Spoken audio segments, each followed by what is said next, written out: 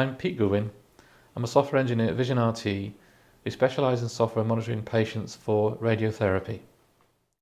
I worked at Codemasters for 4 years. I was 2 years in Leamington, 2 years in Guildford. My first day there, they gave me a sort of small desk, and in front of me were 4 offices with sound engineers. Behind me was the audio recording booth for voice actors and an anechoic chamber. They used to play the sound at the full volume, so in front of me was a guy doing the sound effects for a military sim, so he was playing machine gun sounds. Behind me was a guy screaming into a microphone trying to do stuff for a horror story. So my first week there I had a splitting headache because of all this racket going on around me. When I moved to Guildford, I saw the 2 sound engineers, sitting out in the corridor with balloons. I thought, what are you guys doing? So I went out and sat with them. I said, what are you guys doing? Oh, we're doing the sound effects for explosions. We're in a hallway which is very boomy. So they're blowing up balloons and going bang. And it was boom. And if you adjust that a little bit, you get the sound of an explosion.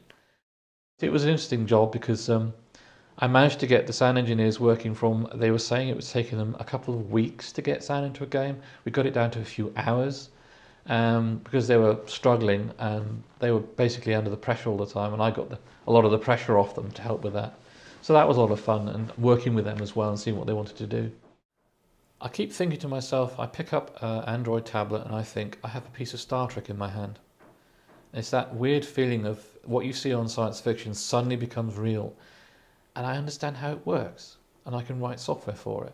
And that's a really weird feeling that you can actually make things happen on a tablet that didn't exist 20 or 30 years ago, and mobile phones and so on. There's all this new technology that's appeared. It's fascinating seeing how technology has changed over the years, from the 8-bit micros I was starting with to the 64-bit things we have nowadays.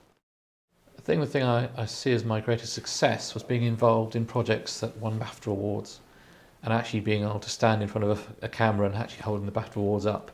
That's the thing I see as the greatest success, I think.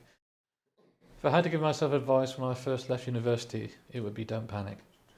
I remember my first job, I got to the office, I sat down, I looked around, I thought, oh my God, is this it? Is this what it's going to be for the rest of my life? And I think what I would say now is don't panic. It's not quite ever going to be like that. It's going to change, it's going to move. Things that come your way that you have to look out for that might be fun or might be, whatever. And it's just an amazing world that's going to open up. And it has been an interesting ride, as they say. Did a couple of talks about being a games developer to people, and I quite like doing it. I guess I like talking about that experience because it was quite unusual and different, and I think I kind of like to carry on doing it. And if it helps somebody get along or get somewhere in the world, then great. It's like giving back all that stuff I've taken in. I can now give some of it back to people.